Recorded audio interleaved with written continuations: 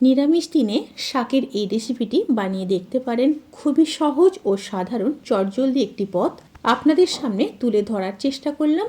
Good evening everyone, শতাব্দীর কিচেনে আপনাদের সবাইকে স্বাগত জানাই। আজকে নিরামিষ সুস্বাদু মূলো শাকের রেসিপি আপনাদের সাথে শেয়ার করলাম। তাহলে চলুন শুরু করা যাক আজকের এই সহজ এবং সুস্বাদু রেসিপি। মূলো শাকের এই রেসিপির জন্য আমি এখানে 11টি মূলো শাক নিয়ে নিয়েছি। মূলো শাকগুলোকে কেটে বেছে ধুয়ে তারপর ফিরে আসছি মূল রান্নায়। প্রথমে কড়াইতে সর্ষের তেল দিয়ে দেব। তেল দিয়ে মিডিয়াম সাইজের কেটে রাখা 4-5টা বেগুন ভেজে নেব। সাথে পরিমাণ মতো লবণ দিয়ে দেব। বেগুনগুলোকে ভেজে নিয়ে তারপর ফিরে আসছি। বেগুনগুলো ভাজা হয়ে গেছে, এবার তুলে নেব।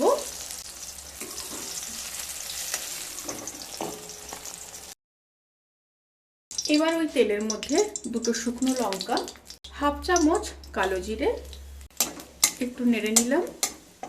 তেল থেকে যখন সুন্দর একটা স্মেল বেরোতে শুরু করবে সেই সময় দিয়ে দেব 1/2 চামচ আদা বাটা, দিয়ে একটু মিশিয়ে নেব। এবার কেটে ধুয়ে রাখা শাকগুলো দিয়ে দেব।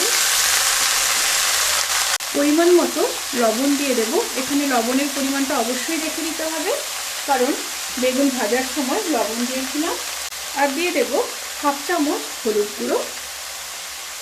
আবারও খুব ভালোভাবে মিশিয়ে নেব।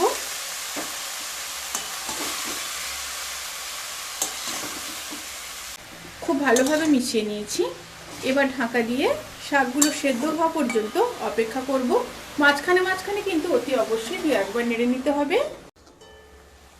শাকগুলো খুব ভালো করে সেদ্ধ হয়ে গেছে। এবার নামানোর আগে ওপর থেকে 1/2 চামচ চিনি দেব। অবশ্যই দিতে হবে টেস্ট ব্যালেন্স করার জন্য। 2টো চেরা কাঁচা লঙ্কা, ভেজে রাখা বেগুন আর কিছুটা সর্ষের তেল দিয়ে খুব ভালোভাবে মিশিয়ে নেব। খুব ভালোভাবে মিশিয়ে নিয়ে আবারও 1 মিনিট লো টু মিডিয়াম স্টিমে রান্না করে নেব। রেসিপিটি কিন্তু স্বাদ করার জন্য একদম রেডি, অবশ্যই ট্রাই করবেন। এবার গ্যাসের ফ্লেমটাকে অফ করে ঢাকা দিয়ে 5 থেকে 7 মিনিট স্ট্যান্ডিং টাইমে রেখে তারপর সার্ভ করব। রেসিপিটি কেমন লাগলো প্লিজ কমেন্ট করে জানাতে কিন্তু ভুলবেন না। যদি ভালো লেগে থাকে তাহলে সাবস্ক্রাইব করে পাশে থাকা বেল আইকন প্রেস করে নোটিফিকেশান অল করে রাখবেন।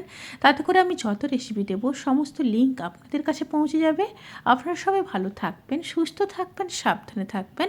আজকের মতো এই পর্যন্ত। পরের ভিডিওর জন্য অপেক্ষা করুন। টাটা।